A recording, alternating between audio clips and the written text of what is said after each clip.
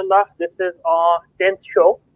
We've been, alhamdulillah, we started this journey something like 3 months back, and we've had a number of shows with a number of scholars, mashallah, around the globe, all the way from US to Australia to Canada to Pakistan and, UK, etc., and to Saudi as well. And now, alhamdulillah, this month we have purely dedicated to having a discussion on the entrepreneurial spirit amongst the youth, amongst the Muslims at large. We're going to be having, inshallah, this panel today, which is probably, you can say, the most highly qualified panel, mashallah, which we have been able to have during the last 3 months. And then the next show is going to be basically a female panel. So next week is totally and purely going to be a female panel. The week after, we'll be looking at another aspect of entrepreneurship. And then the last show is purely going to be dedicated towards the educational side of entrepreneurship. So this is how we are going to be, inshallah, proceeding in the next, you can say, 4 weeks or so. So just a quick intro to the panelists for today, because mashallah, we've got a very well-rounded panel. I don't want to be wasting any time. So I think most of you have seen the adverts, mashallah, and those of you who haven't, I would request you to have a look at the banner, the scroll link, which is actually being pasted at the bottom of the live stream today, and you will be, you get to know the panel, because mashallah, this show today is just going to be touching the surface of what we're going to be discussing. Each and every panelist has tremendous amounts to contribute towards each and every one of you, whoever is going to be listening today. So go to their Facebook streams, go to their LinkedIn profiles, connect with them on a personal level, seek their advice, and inshallah, they will all be able to help you in a personal capacity later as well. So, Jazakallah khair once again to Dr. Shahid Qureshi, mashallah, who is the senior most in our panel today, to Brother Zeeshan. So Brother Zeeshan, I've requested him to switch off his video because he is having some bandwidth issues. And then Brother Kirk-Dale, which we lovingly call him KD. So we'll be calling him KD today, inshallah, okay? So like I said, go to their profiles. I don't want to be wasting any time for today's show because we've got a full a question bank to be discussing. So Dr. Shahid, Jazakallah khair for joining in. Entrepreneurship, how do we define it? Okay, Bismillah ar-Rahman ar-Rahim. So we define entrepreneurship in different ways, and I think it was an evolution which took place. We used to define it by the ability to do something, to be innovative and creative, to come up with value into which has some monetary thing. But eventually we found out that a lot of interesting things are going on. The mothers and the grandfathers and the scholars and the teachers and professors, they're doing interesting and amazing things. So eventually the term entrepreneurship, it says to pursue an opportunity, irrespective of the availability of resources. So that you don't depend, you're not bogged down with the resources, and you pursue that opportunity and resources follow you. So in the traditional management perspective and the MBA and the engineering management perspective, you do the other way around actually. You come up with a vision and a strategy, arrange resources, then proceed. So in entrepreneurship, we go the other way around. We start with something with our passion, with our hobby, with our skill, and we try to create a value. So this definition is very interesting, and it has very interesting roots within our Islamic traditions. And that is all upside down. As our national poet in Pakistan, our Islamic poet Iqbal said, "Apni duniya aap paida kar agar zindon mein hai." If you are alive, then you create your own world. So you create your own destiny. So resources they will come on the way actually.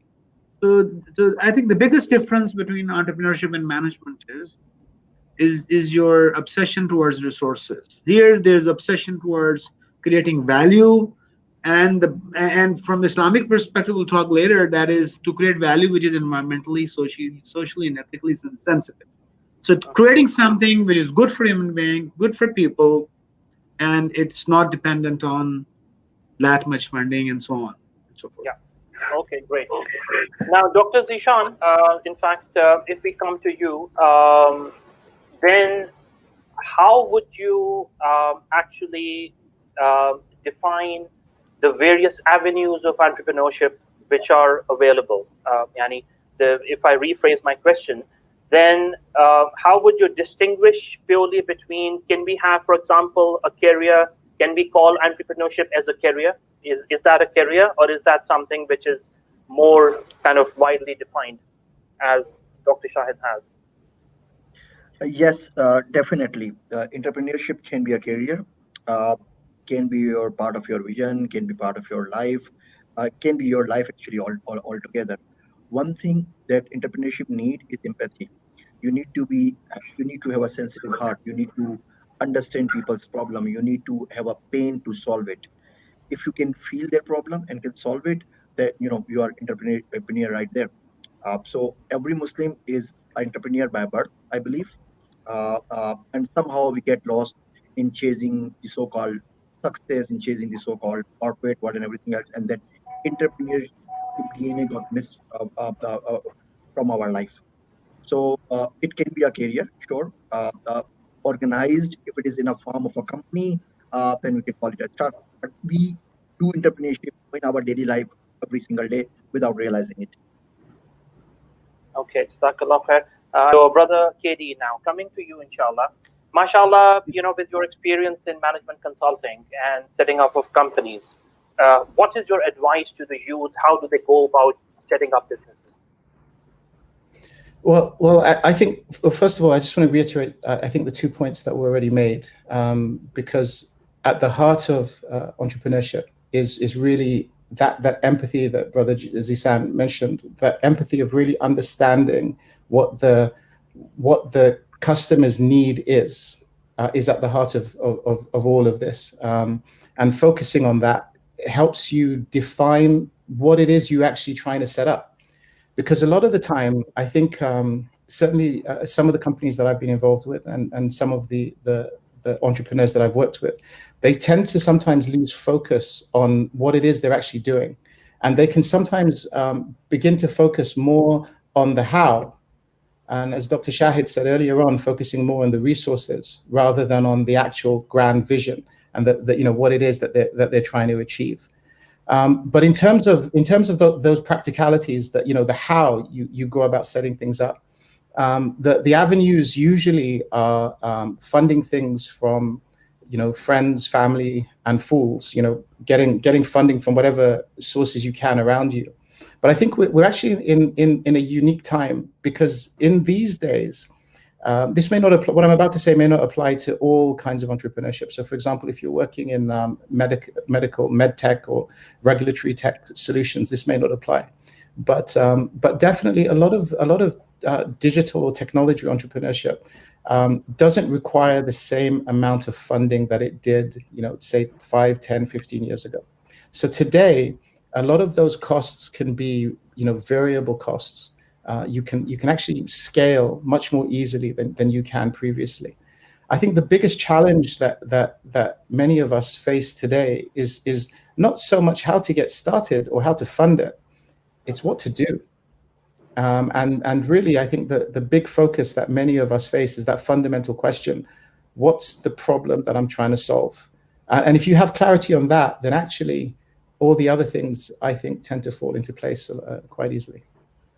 Okay, so carrying on from this premise, which Katie has said, Dr. Shahid, is that how to know what exactly is the problem and how to skim through the issues of the society, as you mentioned earlier, the social and the economic and the ethical. How do you actually correlate that with entrepreneurship?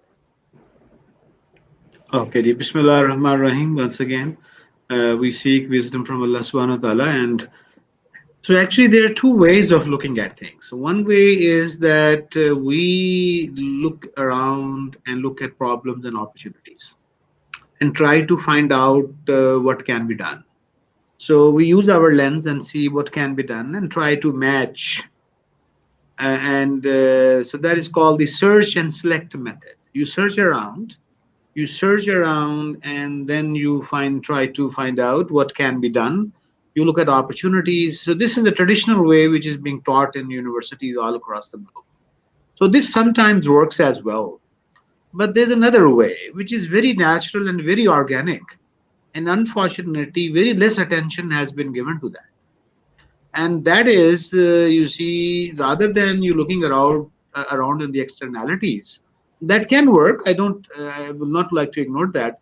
The other thing is to look inside you, inside yourself, who you are, what you know, and whom you know. So look at your hobby, your passion, your skills, your competencies, and based on your affordable loss. Affordable loss means if I have $100, so I am willing to lose $10. So I still have $90. So based on the first thing is called the bird in hand. Who you are, what you know, and whom you know is your bird in hand. Based on your bird in hand and your affordable loss, that is like 10, 15, 20% of your assets. Why don't you do a small experiment? Bake a cake, make a flower, do something. Do the smallest possible thing rather than the search and select method which is being taught in the business schools that requires a lot of money, a lot of planning, a lot of time. You just do a small experiment and keep on doing that experiments from your class 2, 3, and 4. Just keep on doing it every summer, every winter, every vacations. And out of those dozens of experiments, many will fail, but these failures will not be failures. These will be learnings. And eventually that will become an habit. And that will make you, that is the mindset thing, actually. So this process is so powerful that the failure rate is a line. You see, anybody who follows that process, he stuck to a good idea in few iterations at a very minimal loss. And that loss is not a loss. And that's in the mindset, actually. And that mindset makes you creative, innovative, humble. The other mindset, the search and select, is very unfortunate. It makes you arrogant, actually, because you start looking at the best players. You start looking at Uber. You want to be you want to be the top one in few months. So it works. I don't say it doesn't work, but the failure rate is very high in that model. That model is the other model. We call it the beaver model, the honeybee model, the honeybee and the beaver model. And see, they always take a calculated risk. So these are two very contrasting things, but both of them can work. And generally, we encourage our young people to learn languages, do experiments, learn tools, keep on doing experiments during your teenagers. And the parents have to really focus. And that is my friend Zeeshan was talking. My friend Professor Miles Davis in the US is saying the carriers have moved from we have moved from careers to jobs, and from jobs to tasks or the gigs. So we were living in a gig economy. And in the gig economy, this way of looking at the Beaver model or we call it the effectuation model. So I want to be quick and brief. So the other way, you need to know both, I would say. Sure.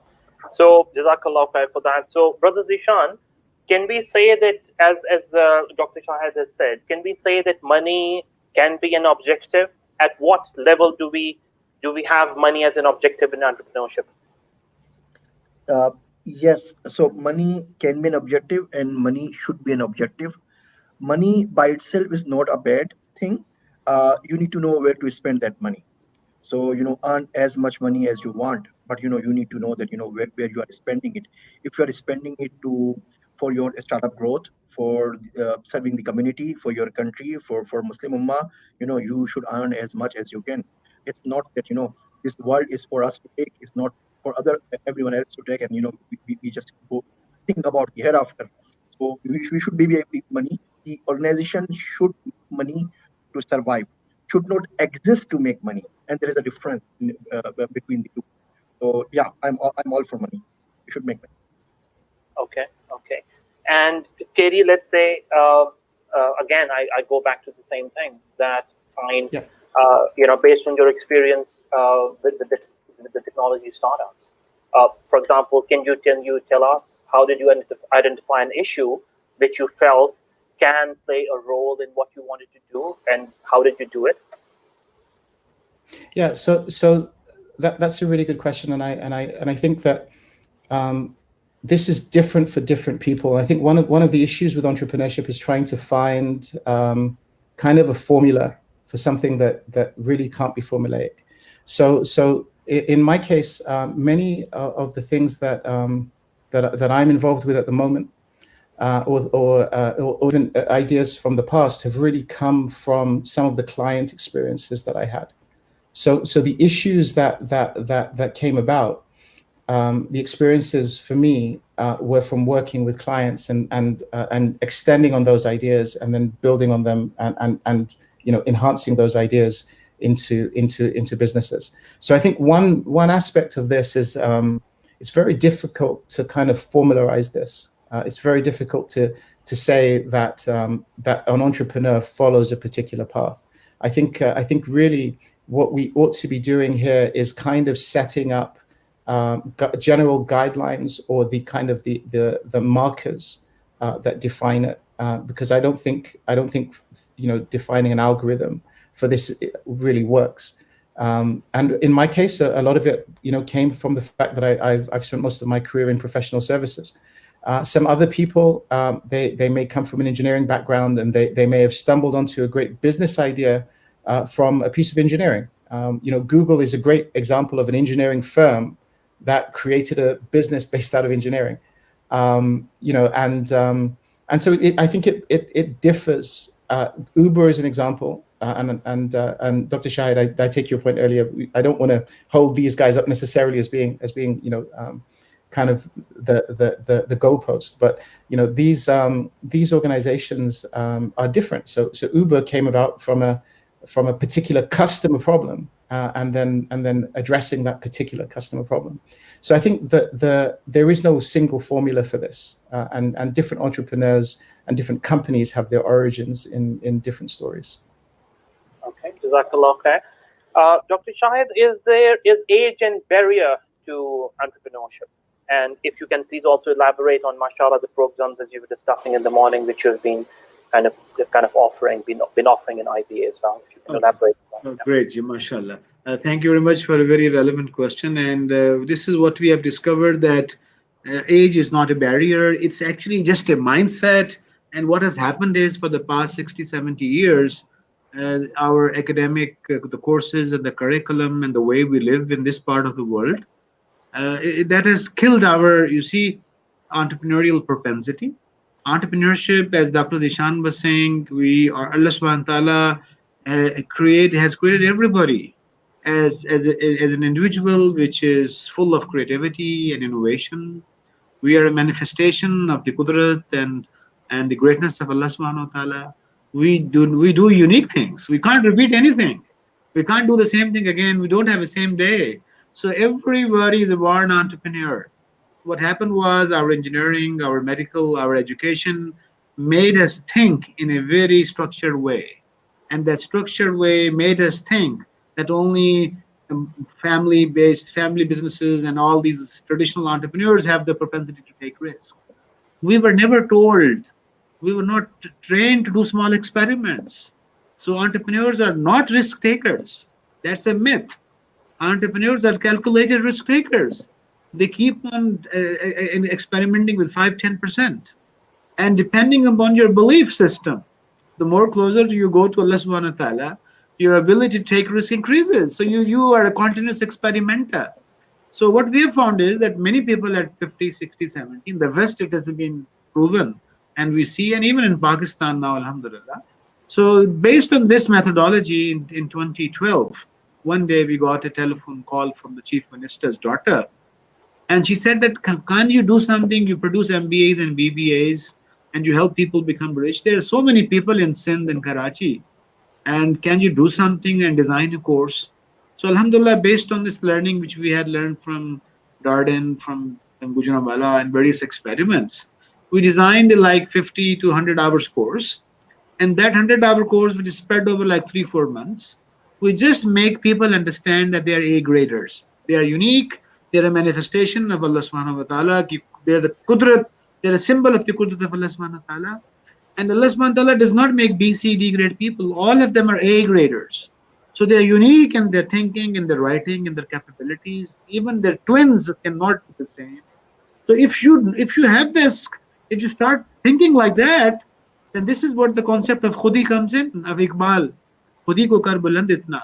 And Iqbal says, khudi mein doob kar azm aur himmat walon ne. When obsessed with this knowledge that they are unique, and they're the one and only in this world, in this creation. And when Iqbal says that they can make a whole Pacific Ocean out of a small stream of water. So we use beaver videos and honeybee videos. We use this concept of effectuation. And alhamdulillah, after like spending 20-30 hours, none of them ask for $1. They start finding and discovering. You know what Iqbal said? Ek fakr hai jo sikhata hai miskini aur dilgiri. There is a form of poverty which makes you a beggar. And he says, there's a form of poverty, ek fakr hai jo sikhata hai jahanwani. There's a form of poverty which makes Abu Huraira. And they have a single date, but they're ruling the whole continents. So poverty is not a problem, it's the mindset problem. So we don't know who we are. If we know who we are and who the creator is, and that defines Islamic entrepreneurship. One of my American colleagues, Miles Davis, his research is on Islamic entrepreneurship. He's a Muslim now, alhamdulillah. And he says, and he came to Pakistan and we went to lunch and a person asked, is there Hindu entrepreneurship? Is there Christian entrepreneurship? He said, yes. There's a difference between Islamic entrepreneurship and Hindu and the belief system. That is the belief system. And what is the belief system? That in Islamic entrepreneurship, everything is an amanat. Amanat ko English mein kya kahenge? It's a Trust. It's a trust. All your money and resources are a trust given to you by God. And the purpose is to please Allah subhanahu wa ta'ala. And Rasulullah sallallahu alaihi wasallam's way is the way to proceed. So, and you have to help humanity. So the making of less money or more money is not a question here. You have to do these things. You make less money, more money, doesn't matter. Keep on going. And if you hear Hindu entrepreneurs, Jewish entrepreneurs, Miles Davis said that you don't treat people equally. In Islamic entrepreneurship, you have to be equal to every human being on this world. So you see, I forgot the original question maybe, but this is, I think, we tried to emulate this experiment at IBA, and alhamdulillah, we have an online course which is available across the globe, 50 hours online in Urdu and in English, and irrespective of race, religion, color, and age, we don't believe in any barriers, D grades, C grades. I salute them. If you come to our center, so alhamdulillah, this is a small effort we have made. IB has subsidized it, and I'm thankful to my friends like Zeeshan and others who keep on encouraging us and motivating us. And we keep on listening every day. We listen. Class 10 dropout making $1,000. So we're not made millionaires. Kirk-Dale, we're not made $1 million companies, but we have made $10,000, $5,000. And I believe anybody who can make that, he can inshallah go further. And money making is only a journey, and to be contributive, to be and humility. Abu Fatima Sahib, I think that this model brings humility with that. One of my seniors at Harvard, they have written an article. Entrepreneurs feel closer to God. Look at this. Entrepreneurs feel closer to God because when they work in the unknowns and the uncertainties, and Allah subhanahu wa ta'ala himself says, وَمَنْ يَتَّقِ اللَّهَ يَجْعَلْ لَهُ مَخْرَجًا وَيَرْزُقْهُ مِنْ حَيْثُ لَا يَحْتَسِبُ. Those people who trust Allah subhanahu wa ta'ala and make taqwa, He creates opportunities for them. So I don't want to prolong, but this is a quick feeling that it's just a matter of hours, 30 to 50 hours. Entrepreneurship was there. It was there, and we just, there was some dust, it became dusty. We just have to reconfigure. And it can happen anywhere, anytime, any religion, any color. Yeah. Jazakallah khair. So guys, those of you who have just joined, there's an IBA program on entrepreneurship, which people of any age can join. Please go to the website and have a look. Now, Dr. Zeeshan, coming to you, and the discussion is going to be, going into a little bit of technical areas now. So, can you please define blockchain for us, and probably I'll ask Katie to define AI for us and machine learning, and then because I want to actually have a kind of a 3-4 minute discussion on these two important subjects. I understand your perspective, Dr. Zeeshan, as to how do you feel the world is going to be heading in which direction. So maybe that's a longer discussion, but if you can define blockchain for us and how people can make blockchain as, I won't say a career, but what are the entrepreneurship possibilities, or even a career if you want to say that, as a freelancer, for example. So the world is going towards emerging technologies. We can sum up emerging technologies into 6 basic streams. That would be data sciences, blockchain, AI, cybersecurity, DevOps, and digital marketing. So the people who are engaged with those emerging technologies have more chance of career prospects and everything. So blockchain is opposite of the centralized system. In centralized system, we have a third party we need to trust. In blockchain, there is no centralized, it's all distributed. So it's a distributed ledger where we generate the consensus from the crowd using different algorithms. It could be BFT, it could be anything else. So it has the inherent advantage of transparency. It has the inherent advantage of security. It has the cryptography, so it's kind of unhackable almost. So these are the advantages, and this is where the world is going. So if you put anything, so think of blockchain as AI. You can plug in blockchain with any kind of business that you are doing. It is hospital management system or HR systems or the national census, population census, I believe, is due in USA this year and in Saudi Arabia as well. So if it is available, so anybody can access it. Just think about the benefit. For example, an NGO goes and give a charity to a particular person. Now another NGO goes and give the charity to this person. They do not share the data. But if everything is available on a blockchain, everybody would know how much money has been given to this particular person, what's this particular organization or a place, and then everybody can share this data securely in a secure fashion, and it's not controlled by any government or autocrat, and it's not being biased towards anybody or any minority. For example, in last population census in Pakistan, we missed close to 3 million people in Karachi. In last US census, we were missing 7 million African American as well. So you would not marginalize communities. So that's pure advantage of blockchain. Okay, Jazakallah khair. Katie, if you can come to the second part of the first question, is to speak a little bit about AI, and then speak about kind of the opportunities in this domain, blockchain as well as AI. So first of all, I think it's important to draw a distinction between where technology has always been and where it's heading. So think about most of our past, the past 50 years, we have programmed computers in order to address specific problems. If you really go all the way back to Turing and the origin of modern computer science, a computer is a generalized machine for solving problems. Before that, you had machines that solve specific problems, but the modern computer is a generalized problem-solving machine that can solve new problems that we program it to solve.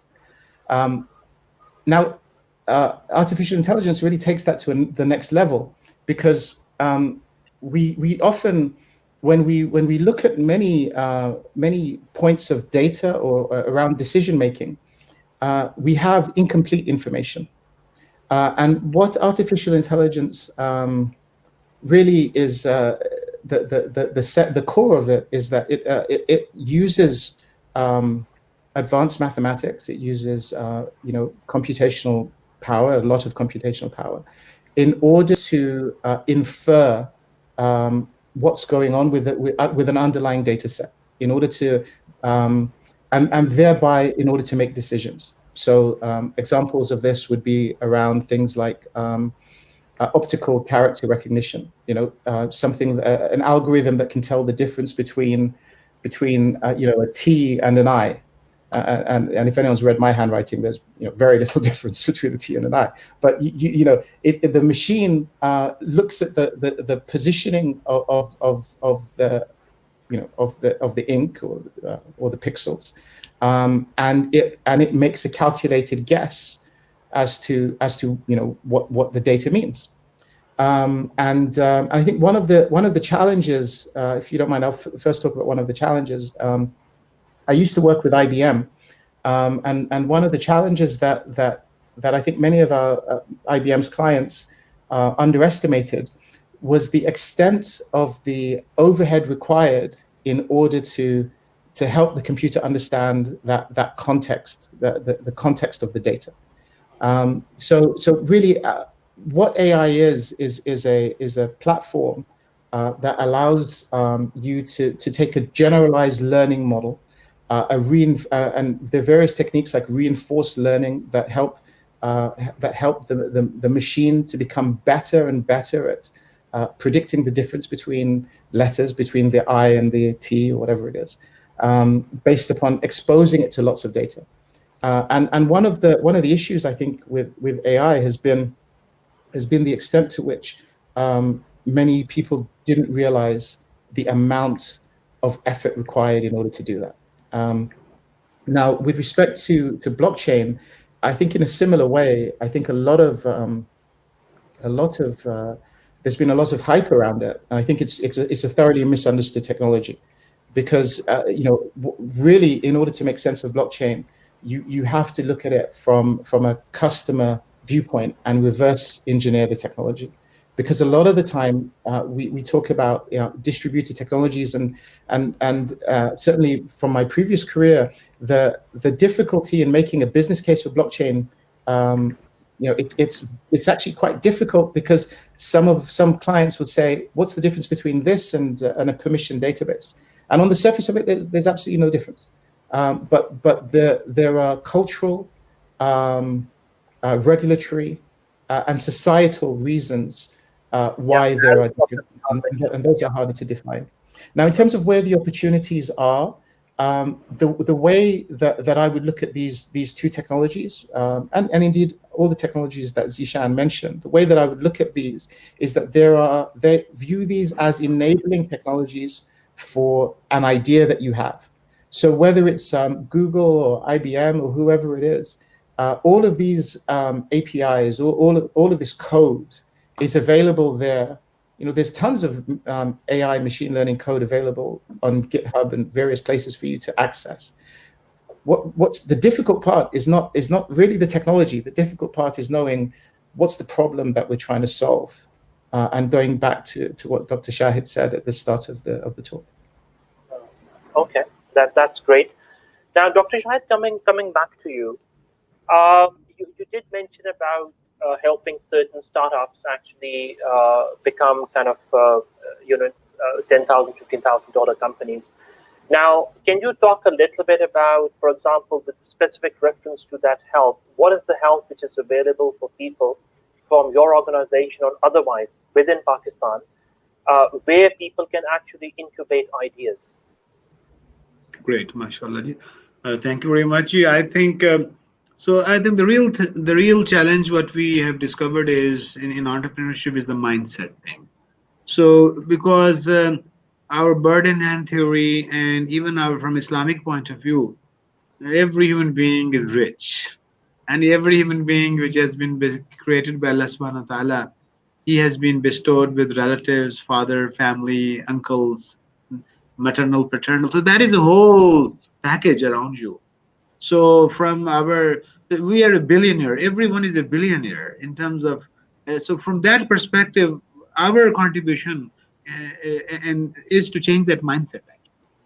And once you start knowing who you are and who you know and whom you know, and you start developing that, if you give that orientation, so you see, while you are at school, at college, at university, you can develop your bird in hand. So you're not going to college for numbers and grades only. You're going this to meet people, to talk to people, to know about them, their tastes, their preferences. That's a continuous learning process every day, which is multiplying by heaps and bounds. So that itself, that platform, any platform which can help you think like that, that is needed actually. So within that process, you will know that, oh, then you start loving an idea or a passion or a skill or competency. And this is what we say, that during these formative years, every young man or girl should know 4 or 5 languages: local languages, international languages, German, French, Spanish. This is your bird in hand. Any foreign language, any local language is your bird in hand. And you should know your own family, your maternal and paternals. You should know your school network, your college network. You should be doing, you see, you should be maybe raising pets at home, writing small programs, and looking at small YouTube videos. So these are helping your dad or mom. So these are all, that mindset makes you start doing that. And during that process, and this is what's happening in US actually, the companies which are emerging in Silicon Valley, they're not a snapshot balance sheet thing. It's a process which started in class 3, 4, and 5. I was raised in the US. I used to sell newspapers in class 4. My mother was doing babysitting. And you see, in 1800 and 1700, this is what in every Muslim house in the world, these young men and women and kids were doing some activity. They were robust, they were resilient, raising cows and goats and buffaloes and carpentry and wood. Every Muslim family was able to sustain on their own. So this is what is needed in Germany. So this is what we say, that we have various incubation. At IBA, we provided incubation for IT companies. But agriculture things, we said go out and find your uncles and dadas and fathers and do something within. So you make your own incubation. So, and then we have virtual incubation. And then the incubations are just a means actually. You can create your own world wherever you are. And I think the boundaries have collapsed actually. The course which we are offering, people from Fiji and Europe and South Africa, Zambia, Nairobi and Kenya, it's all over. So you see, you need to find a garage in your house. You need to find old cable from your grandpa or grandma. And you should have the ability to smile and hug your grandma and grandpa and find an old bicycle and get the tire punctured. And that's it. Here you are up and running. So you see, that's why Iqbal said, "Apni duniya aap paida kar agar zindon mein hai. Sarre Adam hai." Iqbal says the secret of human beings is, what is the secret of human beings? How we are different than birds and animals. Sarre Adam hai, zamire kun faka hai zindagi. The secret of human being is that they, when they have an intention and they start taking actions, the kudrat of kun fayakun start happening for them.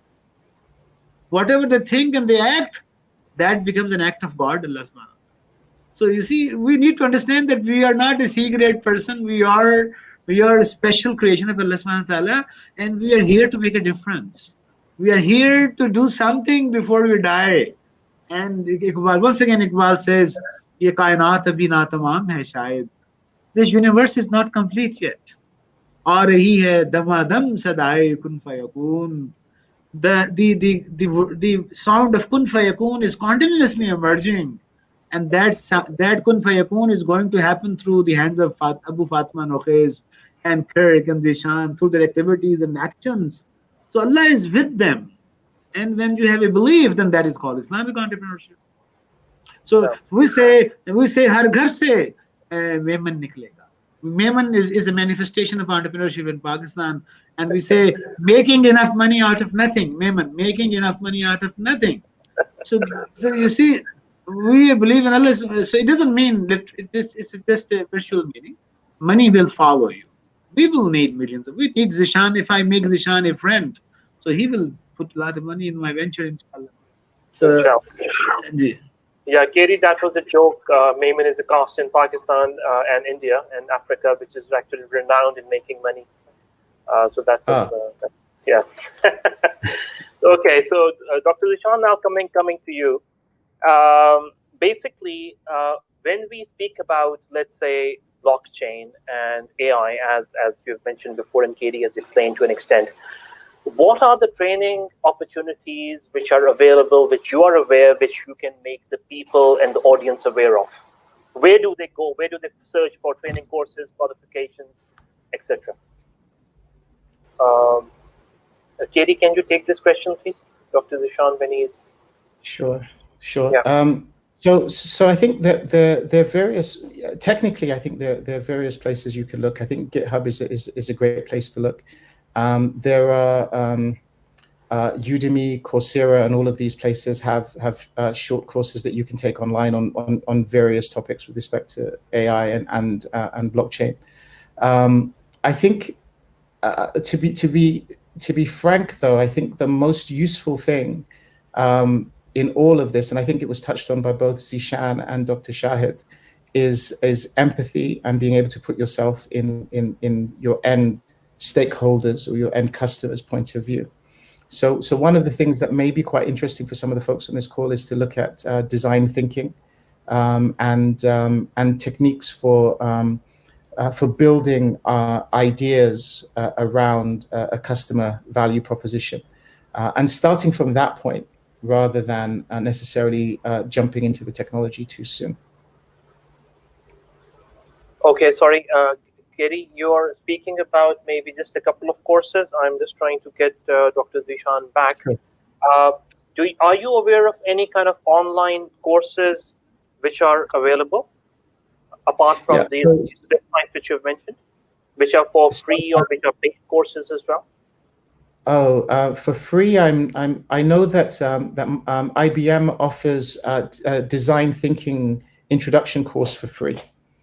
So that may be something that you can sign up for and do the get initial exposure to.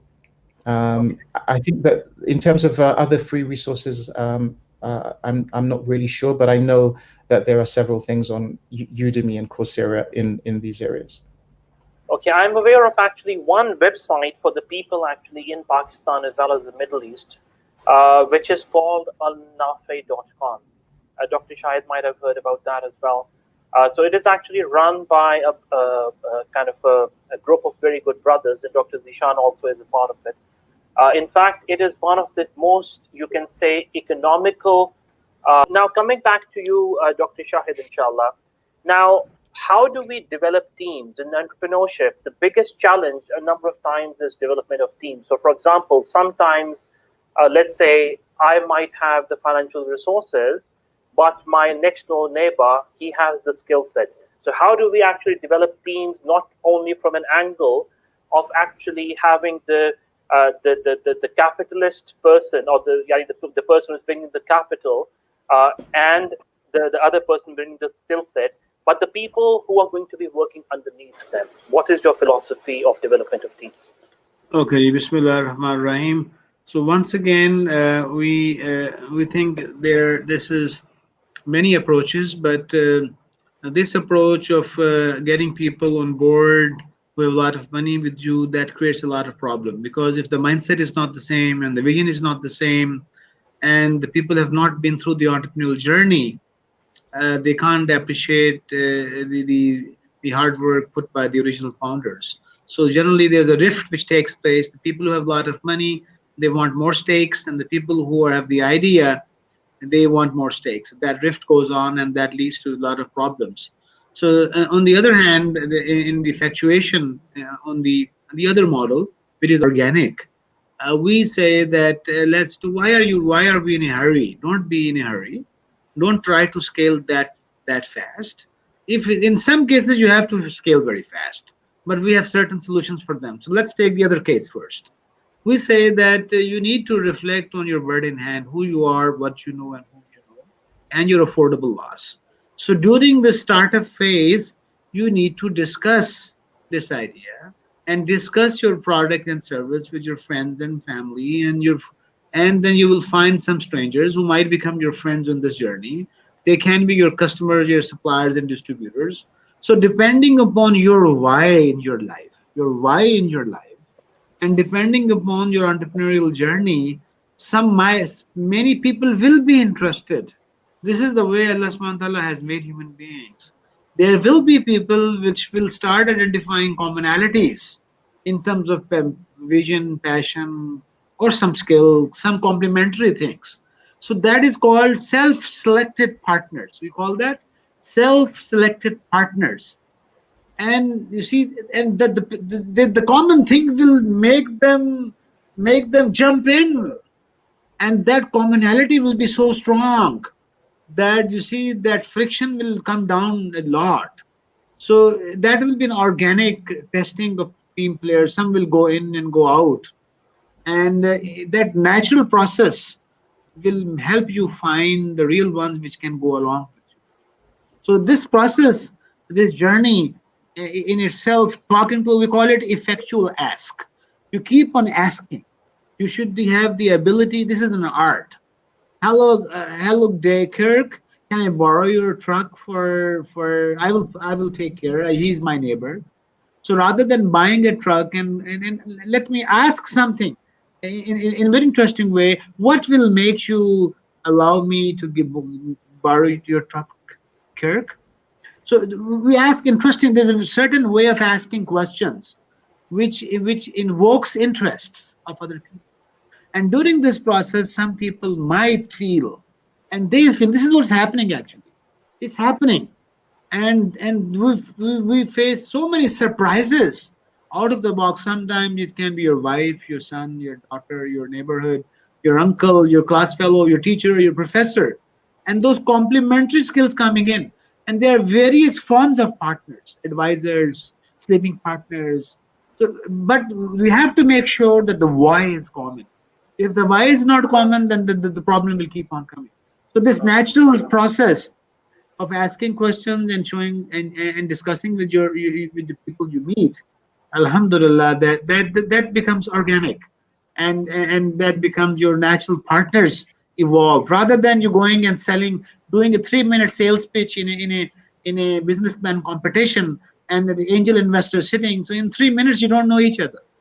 In our model, you know each other, you sleep, eat, and breathe for many hours, they discuss. So you give time, like 1 month or 2 months. So they have a time to see and reflect on who you are.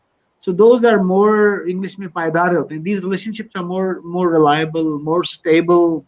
And there's so many ways they can find a customer for you. This is the partnership. Somebody gives you a good idea and says, hey, don't do this, do this way. That is your advisor. This is also a partner. So there are hundreds of ways of partnerships, not only financial partnerships. So we have to value those partnerships as well. And when all of them combine, you have a very big team. And in our model, we don't compete that much. So we have very less competition. So we have collaborators. This is our fourth principle of effectuation. Rather than competition, let's ta'awanu 'alal birri wat taqwa. So we are creating a blue ocean. We are not creating a smaller pie. We are making, so the perspective changes a lot. Jazakumullah khair, mashallah, very wisely put. Now, continuing on the same theme of actually selection of partners, Katie. Now, obviously, each and every field has different, for example, if you are going to be partnering in a manufacturing company, then the depth and breadth of the teams is going to be different than, for example, if you're going to be creating an e-commerce company, for example. Obviously, changes from industry to industry, etc. One of the key questions which normally people ask is that, I don't want to trust my partner, or, how do I trust? In fact, the right question would be that how do I trust my partner?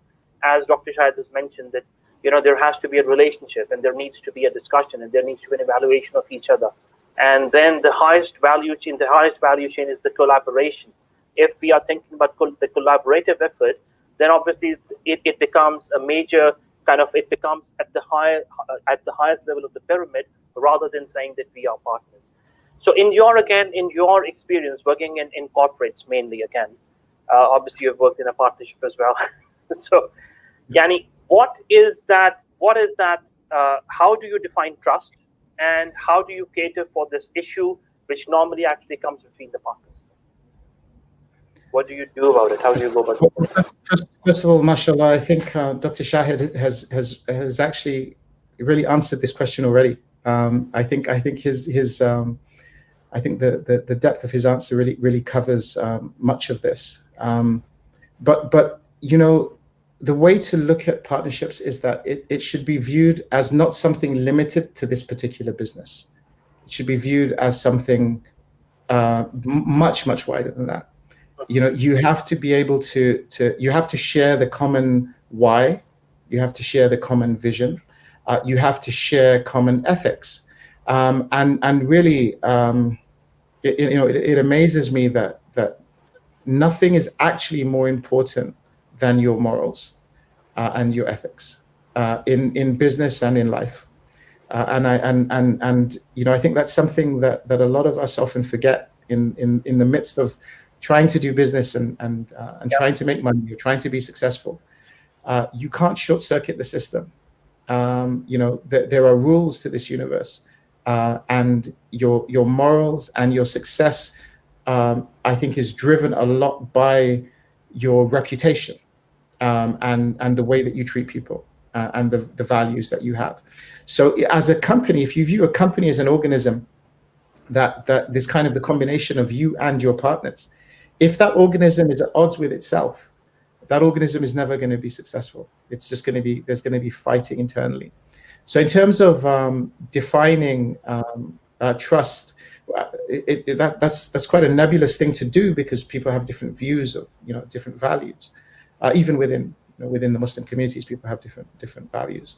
But really, trust in this context is about how we collectively can work together in order to achieve that why, and the amount of, or the extent of, the correlation between you and your partners. But there are a couple of other things as well that I think are important. I think it's also important to having identified who your partners are, to have an organizational strategy, and a strategy is a grand word, but to have an organizational vision that builds out of that. So your relationships, with your partners, your core values in yourself, all of these things have to be aligned with what it is that your organization is actually trying to do, and then you have to live it in terms of everything that that the business does. If you talk about putting the customer first, you actually do have to put the customer first. If you talk about having ethics in the way that you handle your financials, you actually do have to be ethical. Many companies say one thing and do another, and it gets caught out sooner or later. So I think we need to have that congruence between all of these things. And I think just one more thing, I think it's also important that you have, for not just partners but for investors, that you have a very clear view of what their exit is, because often people, friends and family will give you money, and if you're going to have to give money back to them at some point, or the expectation is that you have to give money back to them, they need to understand that there's risk and be clear on that, and also you need to realize that you have an obligation to help them exit. Maybe you're going to sell to another investor and help them exit, but you need to have transparency with your partners so that you're all aligned. And you need to have that level of transparency with your investors, exactly as you would if you were a big listed company, probably more so, because it's your family's and your friends' money. Correct. Okay, that's great. Now, inshallah, we'll be starting on the audience questions and answers. And like I said, that I want to actually devote a bit of time today to the audience questions and answers. So, Dr. Shahid, now the first question is coming on screen now. You should be able to, inshallah, see the question.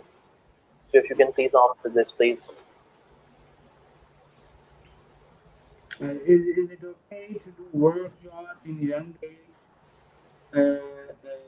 So if I understand once again, people doing work for money in young age were selfish, as they count everything with money and so I don't know whether I'll be able to understand, but I think in entrepreneurship, Brother Abu Fatima, we think that we need to spend a considerable amount of time developing some skills and competence. Entrepreneurship is not about magic. It's not. You really need to have some tangible skills with you, and in many cases, it takes years to develop, 5-6 years, even after in engineering. Your mic, I think your mic has moved. If you can please settle your mic. Hello, can you listen? Yeah, we can listen, but your voice is kind of, it seems your mic settings have, or the mic has moved or something. I don't know. Okay, hello, is it okay yeah, now? It's okay, yeah. Okay, so shall I repeat? Okay. Yes, please. Yeah. So so our point of view is that in entrepreneurship, skills and competencies are very important. And to gain those skills and competencies, it's good to do a job somewhere. It's a mix. There is no one recipe. Generally, what my American friends are saying, and me especially is saying that we recommend people to spend like 5, 6, 7 years working for somebody. And if you start early, then that you can cover that journey pretty easily. There are some exceptions. Exceptions come in the IT field, in programming and the IT technology. Here, because you see, you can start from very small, very less money. But even heavy in like mechanical engineering, electrical engineering, some other areas where you need to know a lot of skill or competency.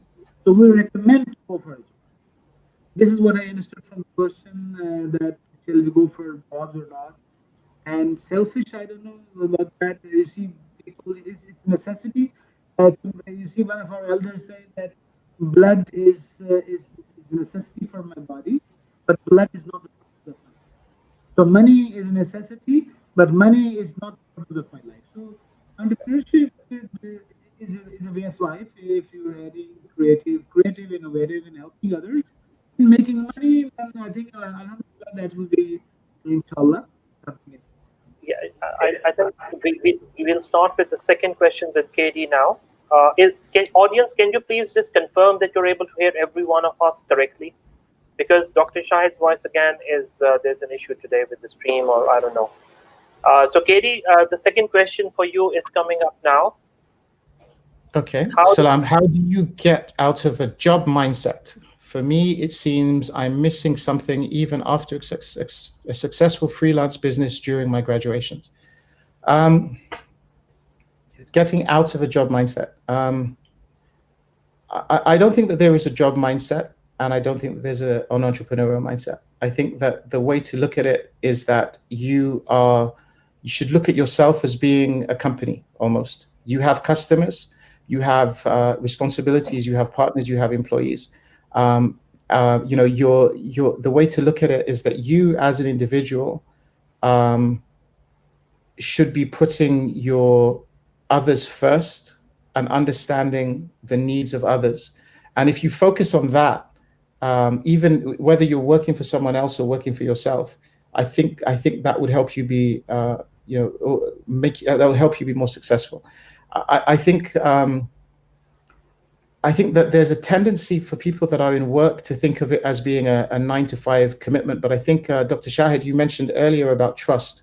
Even in this capacity of working for someone else, you have an amana upon you, and there's trust upon you. You have the interest of your employer. You have the interest of your employer's customers. And I think if you learn those skills whilst you're working for someone else, that will give you the right foundation if you're going to attempt to do something for yourself. It's not just a case of having your name on the door. It's much more of a personal thing than that. Okay, I hope, inshallah, the questioner has got the answer. Now, Dr. Shahid, this question is for you, please. That you've been talking about the students and people in young ages, that's good, but what about people doing jobs, have responsibilities, how do they start? Okay, mashallah. So my humble submission is that all those people who have a job, please respect that, and try to bring innovation and creativity and entrepreneurial mindset into your job. Do something good for your owners or your company. And when you have free time, out of your free time on weekends and late evenings or vacations, to keep on doing experiments. Take a calculated risk. Why are you in a hurry? Entrepreneurship is not a miracle, it's not magic. So you keep on doing experiments for 2-3 years in your spare time. Start meeting people, learn some new skills, learn complementary skills, and start doing smaller things on weekends. Engage your wife, engage your kids, your family members, and keep on doing. So you see, a banker came to me, he did our course, and he said he wants to quit. He said, "Don't quit, sir. You said do calculation, affordable loss. Remember, affordable loss principle. Affordable loss principle means that you should only spend as much time when entrepreneurial effort which you can afford to lose. And Islam doesn't encourage that to jump in the car. We should do something in a calculated way because the calculated risk is recommended, not jumping in the car. So what he did was that banker, he on his weekends, he said, I have got a network and I can sell air tickets to my friends. And he did an air ticketing course and he started doing this on Friday and Saturdays and Sundays. And after 1 year of Fatma Sahab, he developed such a network, he was so comfortable that Sorry, he Dr. Shahid. Sorry, Dr. Shahid. Can you, if you're using an external mic, can you unplug the mic and put it back, please? Because honestly, we can't make. Oh, you can't hear, sir? No, we can, but your voice goes away somehow. I think your mic, either the wire, there's something wrong with the wire, or there is something. If you can unplug the wire and replug it, inshallah, that would be very helpful. Hello, can you hear now? Yeah, it's perfect now. Yes.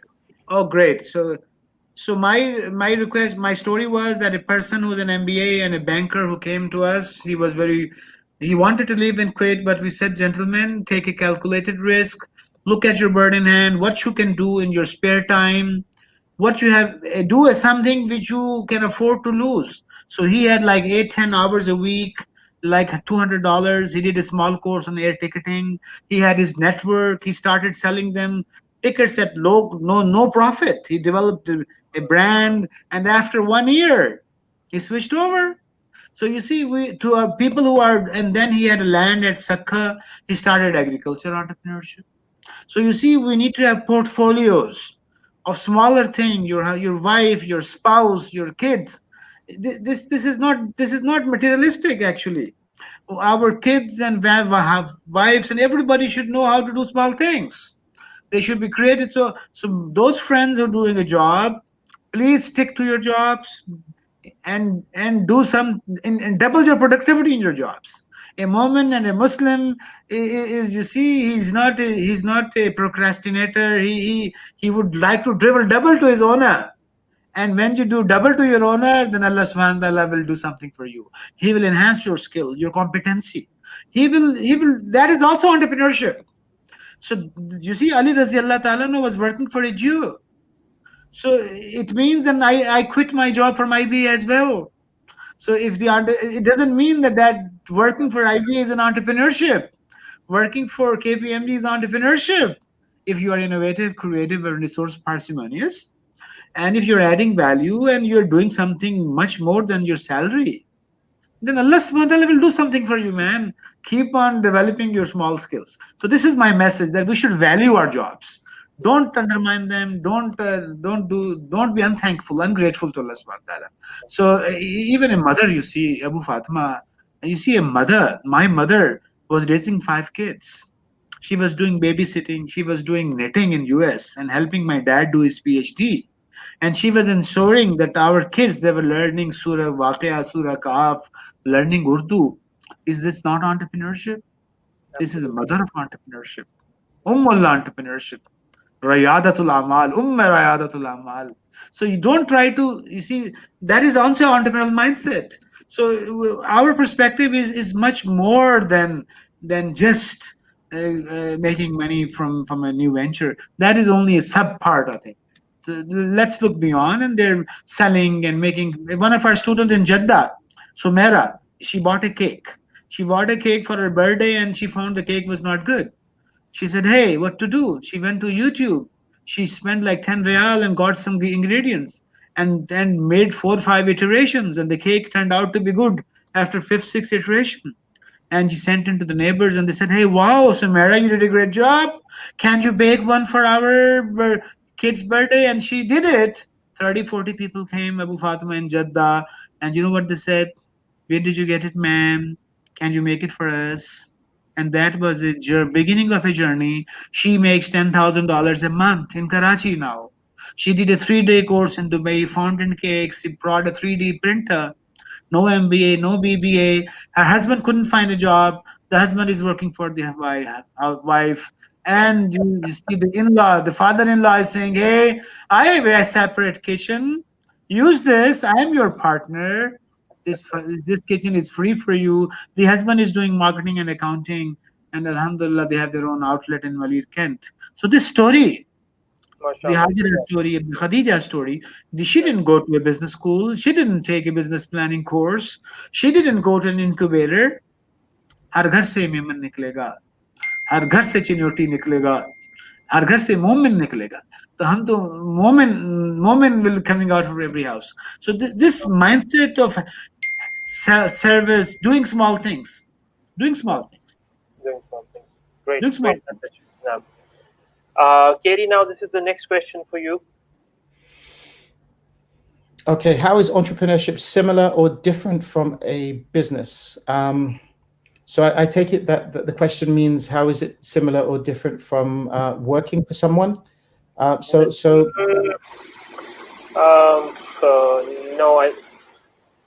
to be honest, if I can request the questioner to kind of make it more clear. Maybe I can just ask, because we Yeah, keep if you on, can add, yeah, we keep on facing this question, because many people say that a ready or a bookshop is not entrepreneurship. So my dear friends, okay. every transaction is entrepreneurship, but on a scale of 1 to 10, if there is more innovation, more creativity, less money involved, and more parsimony involved, then we say it's more entrepreneurial. So it's just a matter of degree. Every transaction ready, every small thing, a cart, we call it entrepreneurship. We don't. You're doing social service. You're helping people helping people in a certain way. That's social entrepreneurship. But the degree of innovation and degree of creativity and parsimony can make it less or more, and that too depends on the people who look at it. So don't worry about that. You just worry about doing something. No. I think this question from Rana Shahid has already been answered. Maybe if any of the panelists want to add something, I will just say that we have mentioned the websites like Udemy, we have mentioned annafe.com, we have mentioned other resources, IBM resources, YouTube resources. In fact, I was looking at one YouTube video even this morning, something like a 10-hour course on machine learning, for example. But there are certain certifications which you, Rana, you would have to join some academy like CISP. If you want to do CISPs, then you would have to join an academy and do the certification from there. If anyone wants to add something, then please feel free to add anything. I'll go to the next question. This is just a comment. Dr. Shahid, one of your fans is there. So this is okay. Oh my God! I missed the question. Yeah. Sahib, all blessings is for Allah subhanahu wa ta'ala. Man, I'm also a learner, and we are learning from you people, man. Yeah. Okay, I think Katie, this or anyone wants to answer this, please. Sure. So how do we differentiate between positive and negative people as you progress, and how to deal with that? So I think you have to be very resilient as an entrepreneur. This is probably one of the major differences between doing a business from scratch versus working in an established business or working for someone else. Because there are always going to be people that are going to say to you, it's never going to work. Or there are always going to be people that are going to, try and sow that seed of doubt, because they themselves are not, they don't have any commitment to this idea.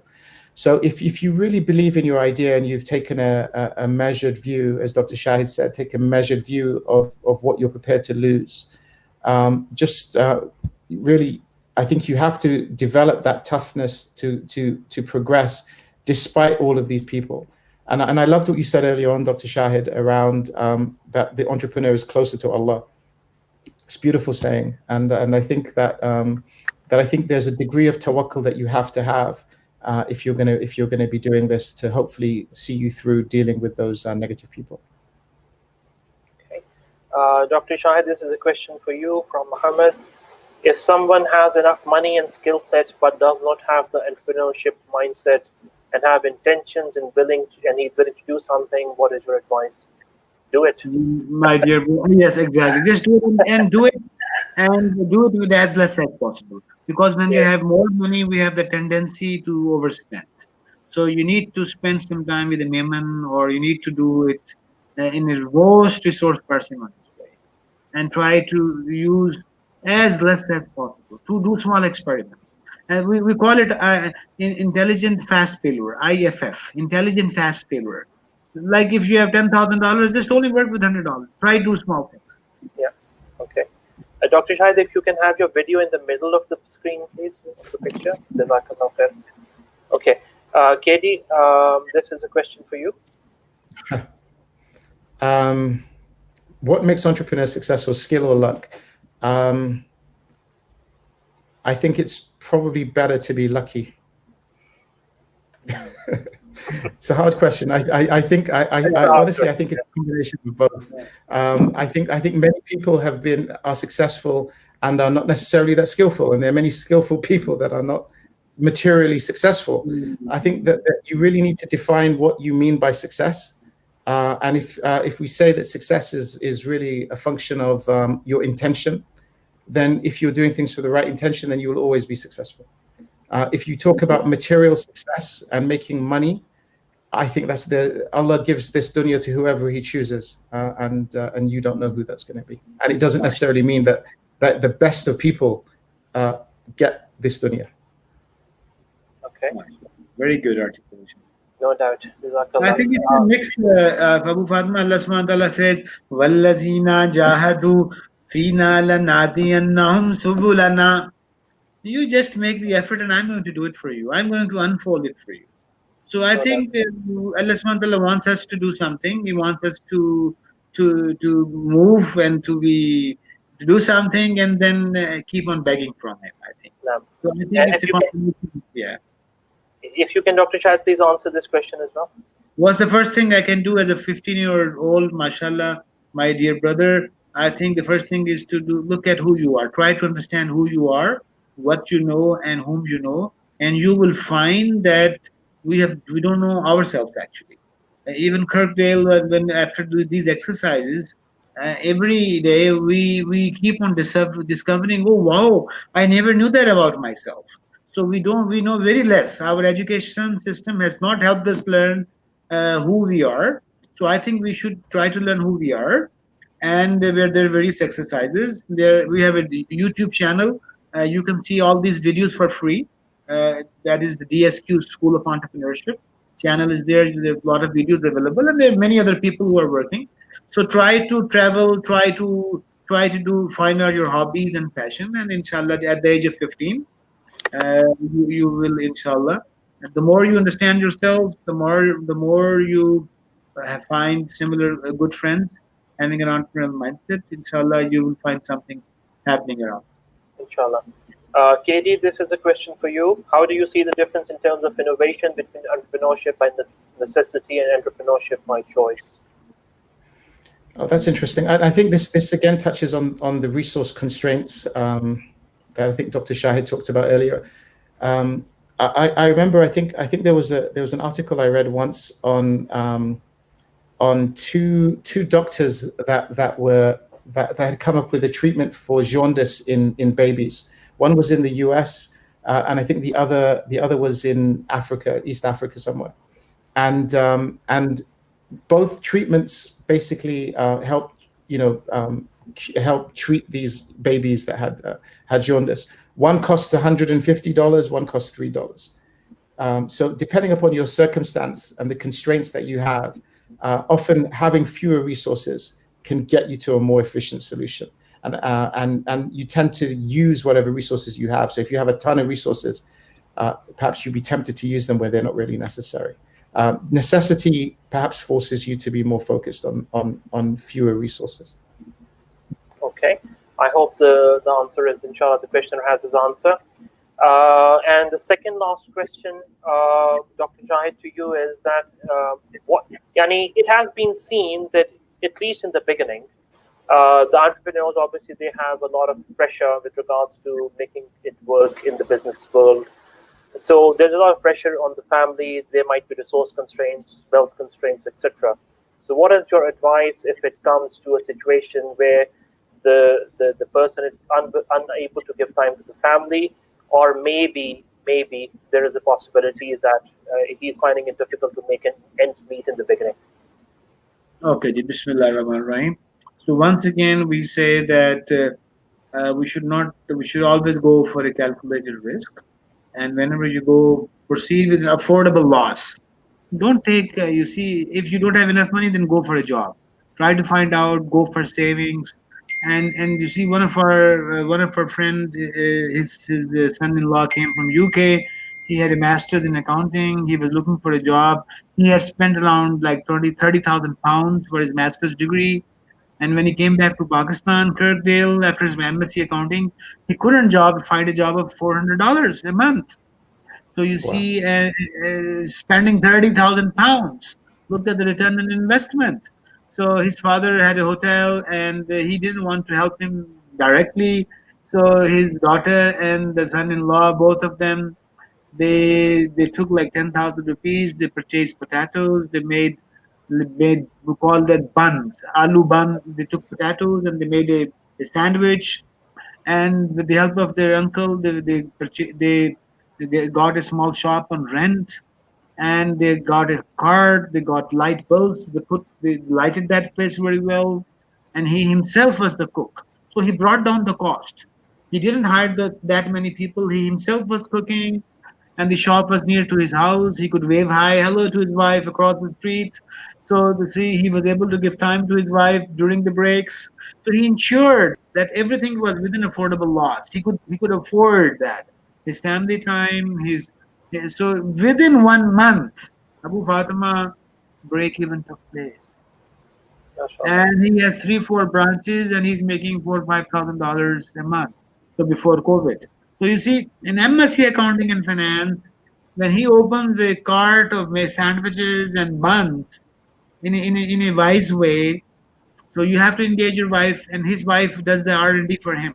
She keeps on doing experiments in the kitchen, chutney and masalas and all those things. So engage them. They have to be our partners. If they become our partners, hopefully, the anxieties will come down. Okay, And- now, and- Dr. Shahid, the question is, sorry to actually interject there, but the question is that, it's obviously very wise to involve the family, because that's a free, as they say, that's a free employee. It's a free labor. You're obviously getting anyone from outside. But at times what happens is that, for example, if the kids, they are busy, let's say, in their education, but you have certain ideas, but you don't have the resources to hire from outside. And you've got to make a decision whether you want to involve your family, your kids, in that business venture, or what do you do, Yani? There might be a sacrifice of education here. Yeah, I think we need to understand things are changing very fast. There are many options. You can hire somebody on a variable salary. You can say, hey, gentlemen, I can't pay you, but whatever you make, I can give you 10% of the sales. So you see, that can be another option. And regarding your own kids, we need to understand that things are changing. Even in the US, there's a school called Flatiron School. You know what they said? Flatiron School is in New York, and the owner is an Harvard graduate, and there is a Muslim gentleman from Morocco. You know what they say? They said, hey, gentlemen, you teach computer science in 4 years? We don't believe in this. We'll do this in 10 months. So they offer a course for $15,000. They teach the basics to anybody who has the aptitude. In 4 months, they equip them with SQL and Java and certain things, and they make them go through, freelancing and mini projects. And after 10 months, they say, if you're not able to make $5,000, you can get your money back. So this sort of things are coming. So the traditional O-level, A-level universities, colleges, they are going to, you see the latest article. I was at Harvard in 2018 for a $10,000 course. And the article which they gave me, it was bulldoze down these business schools. It was not given to me by anybody. It was given by HBS faculty. Bulldoze down these business schools, because these business schools are creating people who are dependent upon crutches. They can't do anything without a resource. They need a building, equipment, laptop, people, then they will do something. Entrepreneurship is all the way the other way around. Create something out of the least amount of resources. That mindset needs a major. You see, this effectuation theory, she has, made a big jolt to these business schools. They are in trouble, I tell you. These universities are, NAFE is going to hit them. On the NAFE, companies like NAFE are going to blow these universities into trouble. They already are, in fact. They already are. You have to change. Teachers have to change. PhDs have to change. Parents have to understand. So that's why we recommend that mothers and parents, they look at our videos and things, so they understand that grades, the times of numbers and grades and A grades is over now. No doubt, no doubt. In fact, It's over. It's over. It's over. Katie, any final comments from your side before we, inshallah, wrap it up? No, I'd like to give my thanks, if you don't mind, to Dr. Shahid. Jazakallah khair. Some really insightful comments. Thank you very much. Nothing from me. We're just learning from these young people. Class, we had a kids entrepreneurship program, and class 2, 3, 4 people were in our program, and they asked so tough questions. Even the director of IBA, the president, we invited him, and he was stuck. Oh my God, what is there? So you see, these kids are organic. And I show them a beaver's video in our course, Abu Fatima. A beaver and Mrs. Beaver, along with their kids, they make a 300-acre dam without asking for IMF funding and World Bank funding, and without doing engineering degree in structural engineering. And you see, Allah subhanahu wa ta'ala says, Antum takhluqunahu am nahnul khaliqun. Antum tazra'unahu am nahnu zari'un. You see, we need Alhamdulillah, we were able to tell this idea to our American friends. We said, please add these two things: sense of purpose and sense of wonder to entrepreneurship theory. Without that, entrepreneurship is selfishness. What will happen if everybody in this world makes $5,000? Will the problems will be solved? No. We will become more selfish. So we need to be a believer, faith-based entrepreneurship. And in our Academy of Management is going on right now. Academy of Management, the highest forum. We have a special division now, religiosity and spirituality in entrepreneurship. MashaAllah. Excellent. Wow. Alhamdulillah. So thank you very much. The last verse which I quote, وَمَنْ يَتَّقِ اللَّهَ يَجْعَلْ لَهُ مَخْرَجًا وَيَرْزُقْهُ مِنْ حَيْثُ لَا يَحْتَسِبُ وَمَنْ يَتَوَكَّلْ عَلَى اللَّهِ فَهُوَ حَسْبُهُ. Amazing verses. You just do taqwa. I will open opportunities for you. I will make things easy for you. You just trust me. I will be enough for you. So, one professor in US, you know what he says? Abu Fatima, he says, I think there should be a master's degree in humility. There should be a master's degree in gratitude, in compassion. Accounting, they seekh lenge, yaar. Ye seekh lenge. There's no problem. They will learn accounting. They should learn gratitude. So may Allah subhanahu wa ta'ala accept that. Thank you so much. Ameen. Jazakumullah khair once again, Dr. Shahid. May Allah reward you for your time, for your very insightful comments. MashaAllah. Katie, Jazakumullah khair for you being here, inshallah. And apologies, Dr. Zeeshan, if you're still there. Unfortunately, we missed you a great deal.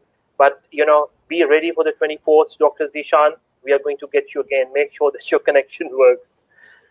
So inshallah, Jazakumullah khair to the audience for very good questions. I think we had a good kind of question bank today from the audience as well.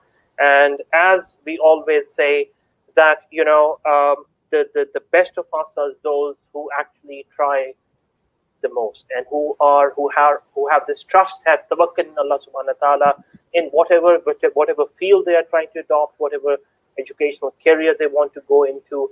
At the end of the day, work hard, but have tawakkul in Allah subhanahu wa ta'ala the highest. So this is from where we end, but just to let you know about next week's show as well. So next week, inshallah, we are going to be having a female panel. So we are going to be having entrepreneurs, female entrepreneurs, mashallah, which actually will be an eye-opening session for our sisters, inshallah. Because as Dr. Shahid and Katie have been mentioning today, what is the role of women, sisters, families, etc. in this kind of subject of entrepreneurship? And inshallah, next week we'll be able to shed a lot more light. So see you next week, 16th of August, inshallah. Jazakumullah khair. Subhanakallahumma wa bihamdika. Ashhadu an la ilaha illa anta. أستغفرك وأتوب إليك. والسلام عليكم ورحمة الله وبركاته.